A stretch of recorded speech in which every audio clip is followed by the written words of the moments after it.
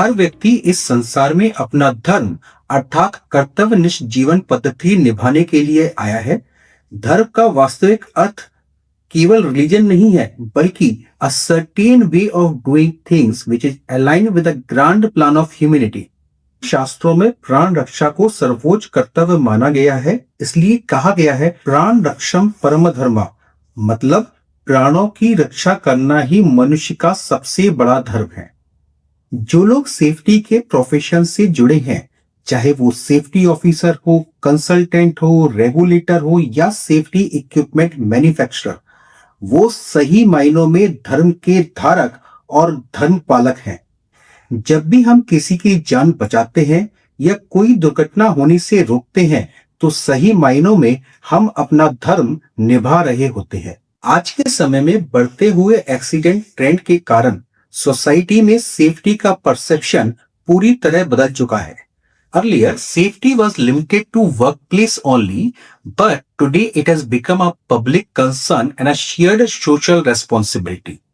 Earlier, safety was viewed as a mere compliance requirement only, but today it has evolved into a complex multidisciplinary subject involving safety engineering, process safety, behavior safety, all working together in synchronization.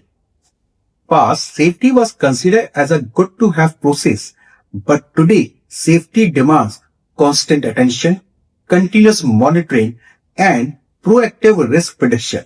It is no longer optional but essential discipline that protects life and organization integrity.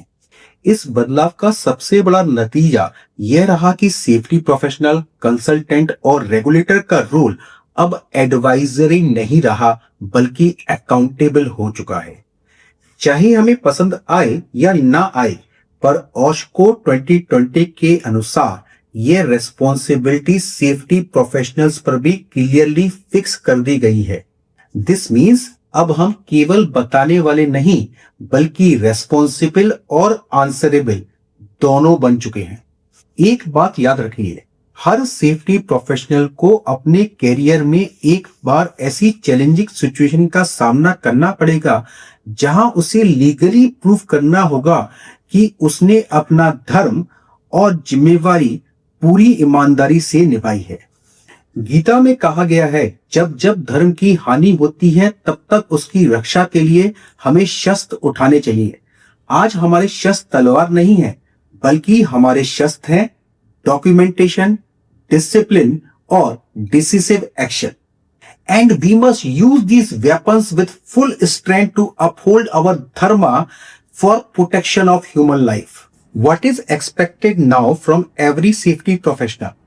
Number one, maintain records, especially those records which are required during legal inquiry process like training record, HERA, PTW, warning note.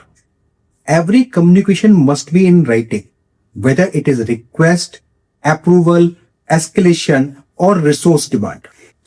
Exercise stop work authority. जहां भी safety compromise हो रही हो वहां पर काम रोके.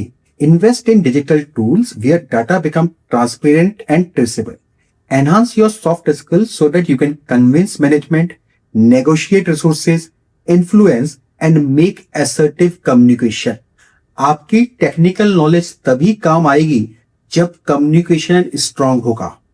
If you are looking for an impactful value-added EHS services, please connect with us at the details given below.